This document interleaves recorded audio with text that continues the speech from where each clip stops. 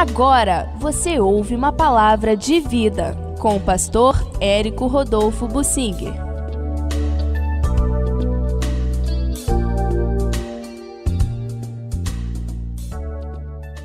Eu quero ler no primeiro livro de Crônicas, no capítulo 5, um pouco sobre o sucesso daquelas tribos chamadas transjordânicas, porque eles estavam além do Rio Jordão, numa região que não tinha sido inicialmente designada pelo Senhor para o povo de Israel. A terra prometida por Deus a Abraão se esticava para o norte, mas com relação ao leste, ela se limitava no Mar da Galileia, Rio Jordão e o Mar Morto, o vale mais profundo da terra, onde se encontram as maiores profundidades da terra. Aquela região que é sui generis no mundo, é única no mundo, foi a região estabelecida por Deus como limite do país de Israel para o leste. Deus não prometeu dar aquela terra, mas acontece que a tribo de Ruben, a tribo de Gade e uma metade da tribo de Manassés olharam e foram assim catequizadas pelos olhos. Eles ficaram encantados com a situação verdejante daquela região ao lado do Mar da Galileia e no sopé do Monte Hermon. Por causa dessas condições, ali chove sempre, tem um sereno que cai, aquele orvalho do Monte Hermon que rega toda a pastagem e fica tudo ali sempre verde, o que é uma espécie de exceção naquela região toda do Oriente Médio, que na maior parte é desértica. Aquela região em volta da Galileia é riquíssima para a agricultura e altamente desejável, porque Israel venceu ali os reis de Bazã e de Esbom. Eles foram vencidos e a terra estava disponível. Aquelas tribos levantaram o olho grande e desejaram e foram pedir: Moisés, essa região não foi inicialmente designada por Deus, mas está debaixo da nossa subjugação. Nós estamos mandando nessa região, então a gente não pode tomar posse dela, a gente se instalar ali. O Moisés considerou: mas isso não vai ser bom, porque vocês vão ficar desunidos do restante do povo, vão acabar se separando e se esfriando espiritualmente. Eles disseram: não, nós ficamos lá, mas vamos obedecer, vamos às festas, vamos ajudar nossos irmãos, vamos à guerra com nossos irmãos e depois, quando tudo estiver em paz, aí, se você der a permissão, nós vamos voltar e tomar posse dessa terra. Na prática, não foi bem assim que aconteceu. Eles não esperaram para tomar posse, eles entraram logo e tomaram posse logo. Fizeram currais, construíram casas e uma parte, não todos os homens, mas uma parte deles é que foi pelejar com seus irmãos lá do outro lado do Jordão. Eles eram entre 100 e 120 mil homens e foram 40 mil, ou seja, aproximadamente menos da metade apenas dos homens é que foi cumprir o trato e pelejar. Ainda assim, Deus os abençoou.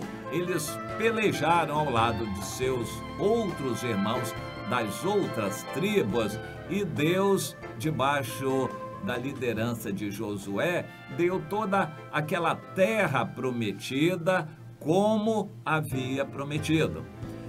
Depois de a terra pacificada, eles receberam permissão então de Josué para voltarem para a sua região transjordânica.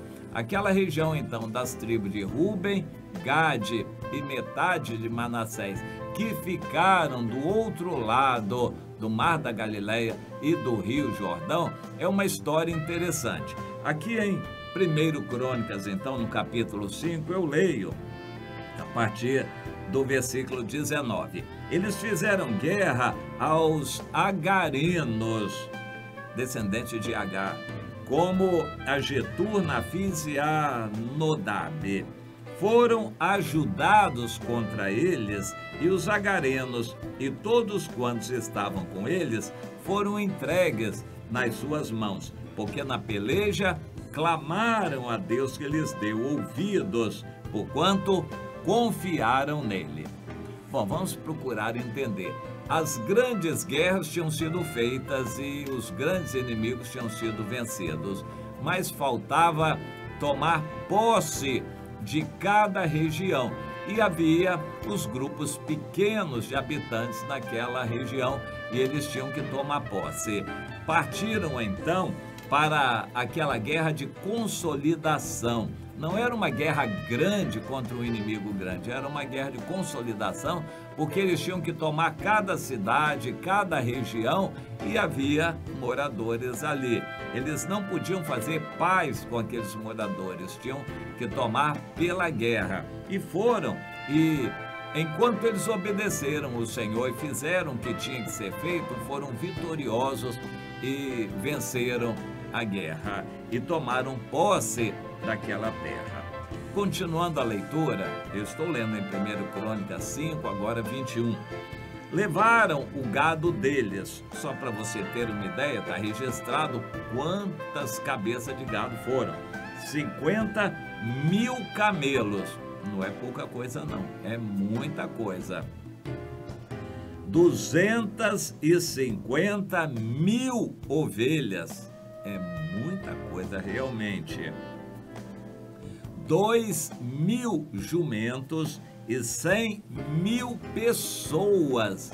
As pessoas eles tomaram como escravos. Em geral matavam os homens, ficavam com as crianças, as mulheres. Eles tomaram 100.000 pessoas. Era muita gente. Ou seja, todo aquele projeto de posse da terra foi de grande proporção e tudo eles fizeram com a bênção de Deus, porque Deus estava com eles. E Deus estava com eles porque eles estavam com Deus. 22, continuando a leitura. Porque muitos caíram feridos à espada, pois de Deus era a peleja. E eles habitaram no lugar deles até ao tempo do exílio. E mais adiante, eles foram então homens valentes, famosos, líderes em suas famílias, porém, olha aqui está a questão que denigre tudo isto. Porém, cometeram transgressões contra o Deus de seus pais e se prostituíram, seguindo os deuses dos povos da terra, os quais Deus destruíra de diante deles. Pelo que Deus suscitou o espírito de Pul, rei da Assíria, e o espírito de Tiglat-Pileser, também rei da Assíria, que os levou cativos, onde permanecem até o dia de hoje. E esse texto termina. O dia de hoje, quando foi escrito, ou seja, eles nunca mais voltaram do cativeiro. Muito triste o fim daquelas tribos transjordânicas, que foram as primeiras a serem separadas de Israel, vencidas e levadas cativas. Porque eles se afastaram de Deus. Por que eles se afastaram de Deus logo antes dos demais? Porque eles estavam mais distantes e separados dos demais. Aqui nós temos um princípio muito interessante. A gente precisa da comunhão. Hebreus 10, 25 diz que ninguém deve querer ser um crente solitário, separado dos irmãos. Tem que congregar, precisa congregar. Se não congregar, vai se enfraquecer na fé. Tem que congregar, mas congregar aonde? Perto da sua casa? Não. Você vai procurar a liderança que Deus colocar para a sua vida, o seu líder, o seu pastor. Tem que haver uma ligação pessoal.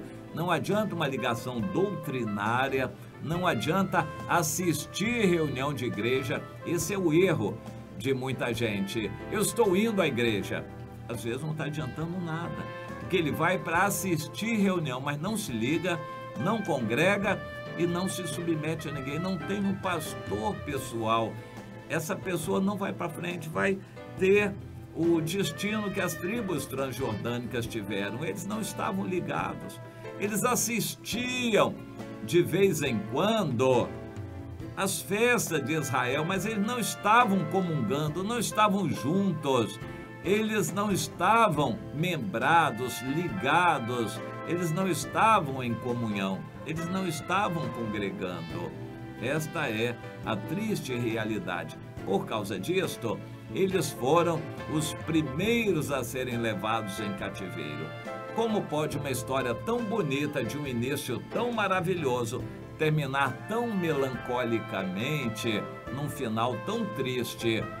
É exatamente o que pode acontecer com você. Eu tenho visto cristãos que começaram muito bem e terminaram mal e se afastaram do Senhor. Por quê? Porque eles não congregaram, não tiveram um líder, um pastor pessoal. Existem muitos crentes que estão fervorosos no Senhor, aí se mudam para uma outra cidade, e lá na outra cidade eles vão procurar uma igreja. Está tudo errado, mas enfim, é o que acontece. E vão procurar, vão numa, noutra, não dão certo numa, não dão certo na outra, acabam desanimando, aí vão esporadicamente à igreja, vão se enfraquecendo, daqui a pouco estão longe do Senhor e vão ser devorados pelo inimigo, eles vão ser englobados pelo mundo e vão acabar se tornando como um qualquer do mundo. Esta é a triste realidade que aconteceu com aquelas tribos transjordânicas e acontece hoje com muita gente. Por isso ficou registrado na Bíblia, para nossa exortação, para nosso alerta. Você precisa se membrar, você precisa congregar, e aquilo que deve reger, o critério que deve nortear você é o seguinte: a quem você está ligado?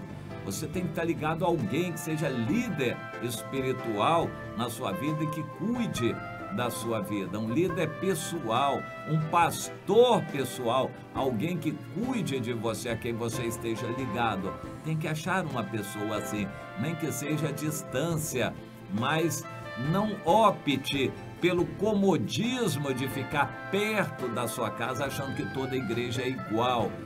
Deus é Senhor em todas elas, mas acontece que não é o lugar para você em qualquer uma delas. Deus tem um lugar onde você deve estar, que não é pelo local em si, mas é pela liderança que Deus quer colocar na sua vida. Pense bem, a igreja do Senhor são pessoas e Deus tem alguém para ser líder na sua vida espiritual, ainda que esteja mais distante. Porém, você precisa buscar este reconhecimento, essa liderança de alguém que é designado por Deus para cuidar da sua vida espiritual, exortar, alertar, orientar, ajudar, levar a sua carga, orar por você, apoiar você. É necessário. Caso contrário, você vai se esfriar e, como aquelas tribos transjordânicas, vai acabar se afastando do Senhor. É muito triste essa história de pessoas que começaram bem e acabaram se afastando. Tome cuidado para que isso não aconteça com você. Mas se já aconteceu, você não está ligado, então busque de Deus o mais depressa possível a quem se ligar. A igreja são pessoas, você tem que buscar a quem se ligar e Deus vai dirigir você, se há sinceridade no seu coração para isto. Mas se você quiser escolher a igreja mais perto da sua casa para se acomodar, isto pode não ser o critério de Deus e você não ir bem nisto. Então busque a pessoa a quem você vai se ligar, que seja a autoridade espiritual de Deus na sua vida, o que a Bíblia chama de um pastor pessoal. Aí sim você vai estar ligado no corpo e fortalecido. Busque essa direção de Deus na sua vida.